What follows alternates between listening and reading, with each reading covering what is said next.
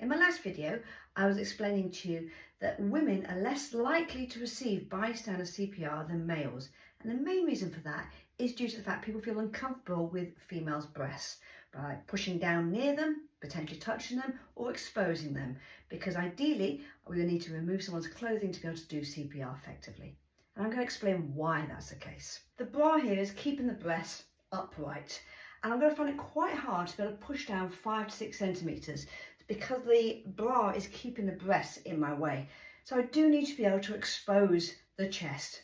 Now ideally you're going to use some tough cuts or some scissors you might find in a first aid kit to cut the clothing and the bra off, but in this case I've got a zip, so I'm just going to unzip here. And you can see here how this bra is keeping the breast in a rigid format. But when you remove someone's bra, you'll find the breast tissues will go to the side slightly, so it becomes easier to be able to do chest compression in the centre of the chest. The other reason we need to remove the bra is if someone does turn up with a defibrillator, we need to be able to put the pads on to someone's skin. It's no good just putting them over the top of the bra. One of the pads goes here, over the top of the chest, which is fine in this case. Goes there, lovely. But this one here needs to go kind of where the bra strap is. It can't go if the bra is there. So when you put a defib on someone, it does need to be to a naked chest. So we do need to be able to remove the bra. So again, we will need to cut down the centre of the bra. We need to cut the strap off and the strap off just to be able to expose the chest.